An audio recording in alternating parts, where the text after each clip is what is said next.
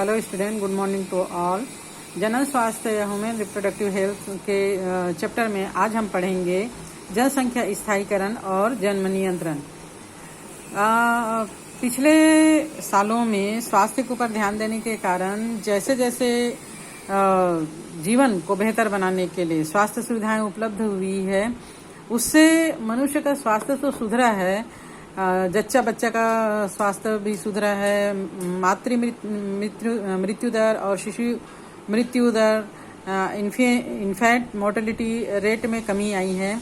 लेकिन इससे कई अन्य समस्याएं भी उत्पन्न हो गई है। जैसे इससे जनसंख्या जो है इतनी तेजी से बढ़ी है कि इसका आंकड़ा जो है विस्फोटक प्रभाव वाले हैं। सन 1900 ईस्वी में पूरे विश्व की जनसंख्या लगभग 2 अरब यानी 2000 मिलियन थी, जो सन 2000 ईस्वी में तेजी से बढ़कर लगभग 6 अरब या 600 मिलियन हो गई। 2011 में 7.2 अरब पाई गई। ठीक यही प्रवृत्ति यानी जनसंख्या बढ़ने की प्रवृत्ति भारत में भी देखी गई है। भारत की जनसंख्या इतनी तेजी से बढ़ी है कि देश की आज़ादी के लगभग 350 मिलियन आज़ादी के समय लगभग 350 मिलियन अर्थात 35 करोड़ थी, वो सन 2000 ईस्वी में तीव्र जनसंख्या दर से बढ़कर 1 अरब अर्थात 1000 मिलियन के ऊपर पहुंच गई।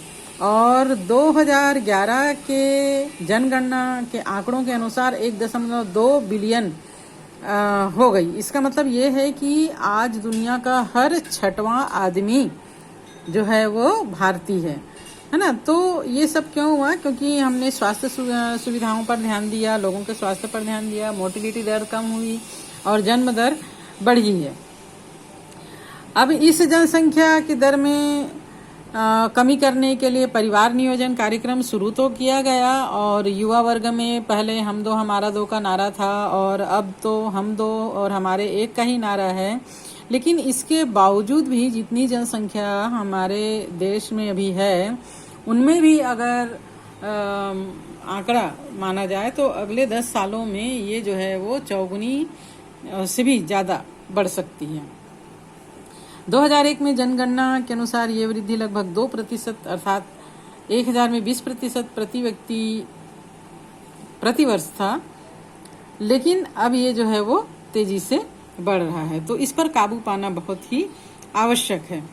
और इस पर काबू पाने के लिए हमारे युवा वर्ग जो हैं वो सीमित परिवार रखने के लिए कई प्रकार के उपाय जो है वो अपनाया जा रहा है। कई प्रकार के कानून लागू हुए हैं। जैसे हमारे देश में स्त्रियों के लिए 18 वर्ष और पुरुष के लिए 21 वर्ष विवाह की आयु सुनिश्चित की गई है। आजकल तो पढ़े लिखे लोग इससे ज़्यादा ही उम्र पर विवाह करते हैं, जिससे कि शिशु जन्म दर में एक कमी आ जाती है। और इसके अलावा भी शिशु जन्म दर को रोकने के लिए अनेक गर्भ निरोधक उपाय जो हैं, जो कि प्रभावी होने के साथ साथ स्वास्थ्य की भी दृष्टि से सही है, इसका इन उपायों को अपनाया जाता है। तो इन उपायों में कुछ प्राकृतिक विधियां हैं और कुछ कृत्रिम विधियां हैं। प्राकृतिक विधियों में कई प्रकार की विधियां, जैसे कहना चाहिए कि आवधिक संयम, स्तनपान, अनार्तव, बाह्य स्खलन और आंतरिक मेटिंग, रोध, ये सब जो है वो है। और कृत्रिम रूप से विभिन्न प्रकार के जो कृत्रिम उपाय हैं वो अपनाए जाते हैं। स्त्रियों के लिए डायफ्राम, गर्भाशय ग्रीवा टोपी, वाल्ट इत्यादि है। और दूसरी प्रभावी और लोकप्रिय विधि अंतः गर्भाशयी युक्ति, इंट्रा यूट्राइनल डिवाइस आईयूडी का उपयोग आजकल बहुतायत में हो रहा है। ये युक्तियां डॉक्टर या अनुभवी नर्स के द्वारा वेजाइना के मार्ग से यूट्रस में लगाया जाता है। आजकल विभिन्न प्रकार की अंतः गर्भाशय युक्तियाँ उपलब्ध है, जैसे IUD, lipase loop, copper T 7 Multiload, 375 copper T, ये सब जो हैं वो उपाय अपनाए जाते हैं। हार्मोन्स मोचक आईयूडी, LNG-20 भी इस क्रम में आते हैं। और इसका मुख्य उद्देश्य यही रहता है कि स्पर्म और ओवम को आपस में फर्टिलाइज करने न दिया जाए, कृत्रिम रूप से इनके बीच में रोध उत्पन्न कर दिया जाए। जो औरतें गर्भाशय में देरी या बच्चों के जन्म में अंतराल चाहती है उनके लिए आईयूडी एक आदर्श गर्भ निरोधक है। भारत में इन निरोधकों की विधियां व्यापक रूप से प्रचलित हैं। महिलाओं द्वारा कई प्रकार की गोलियों का सेवन इसके अंतर्गत किया जाता है, जिनमें प्रोजेस्टेरोन और प्रोजेस्टेरोन एंड एस्ट्रोजन का संयोजन है, जो पिल्स के रूप में लिया जाता है। और ये जो है वो 21 दिन तक प्रतिदिन लिया जाता है। मेंस के प्रथम 5 दिन से इसको शुरू करके अंतिम दिनों तक लिया जाता है और फिर मेंस के बाद पुनः प्रथम 5 दिन के बाद इसको लिया जाता है। इस प्रकार ये एक क्रम में लिया जाता है।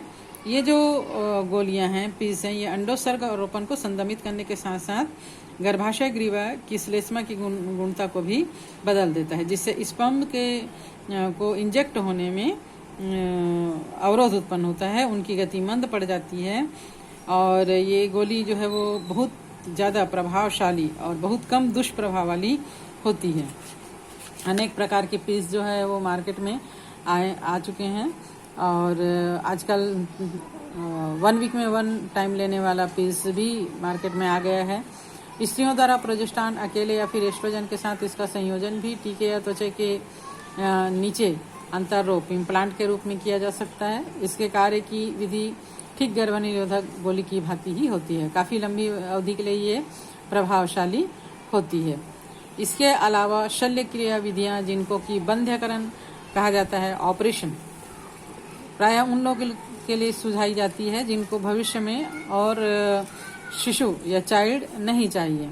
तब इसको स्थायी माध्यम के रूप में मेल या फीमेल दोनों में से किसी एक का शल्य क्रिया यानी ऑपरेशन कर दिया जाता है और इससे फिर आगे फ्यूचर में गर्भाधान नहीं होता।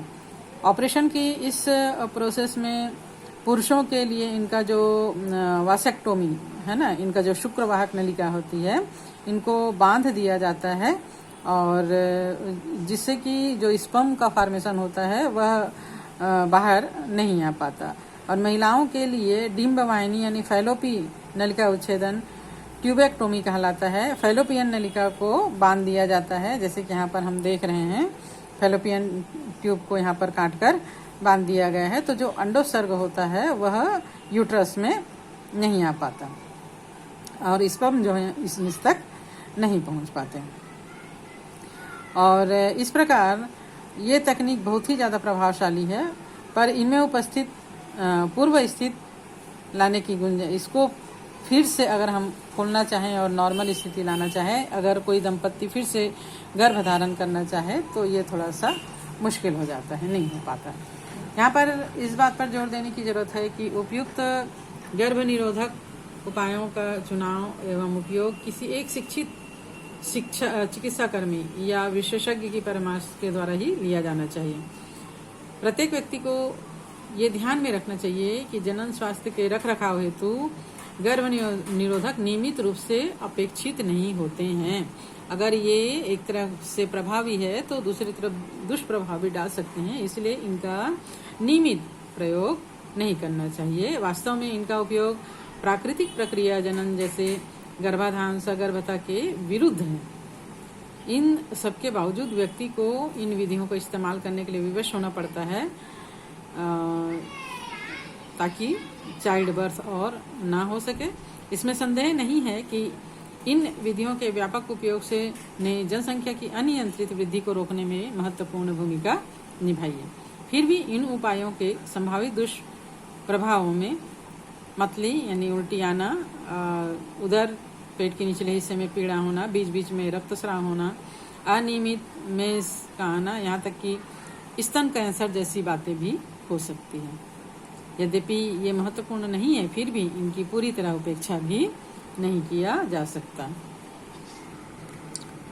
भारत सरकार द्वारा अनैच्छिक गर्भपात की घटनाओं को कम करने और मृत्यु दर और विकृतियों की घटनाओं को कम करने के इरादे से सगर्भता का चिकित्सकीय समापन अधिनियम संशोधन सन 2017 अधिनियम के अंतर्गत किया गया।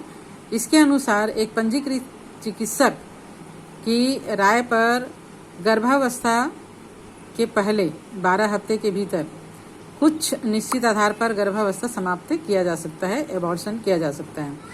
अगर 12 हफ्ते से अधिक लेकिन 24 हफ्ते से कम हो तो इस अवस्था में चिकित्सीय समापन के लिए कुछ आधार निर्धारित किए गए हैं, जो पंजीकृत चिकित्सकों की राय इसमें लेना आवश्यक होता है और ये किया जा सकता है।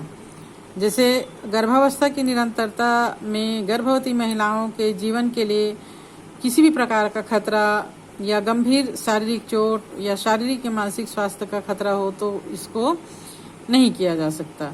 शारीरिक व मानसिक असामान्यताओं से पीड़ित या गंभीरता से विकलांग बच्चे के जन्म होने की संभावना का खतरा हो तो इसे किया जा सकता है। तो इस क्रम में आगे हम पढ़ेंगे सगर्भता का चिकित्सीय समापन क्या है।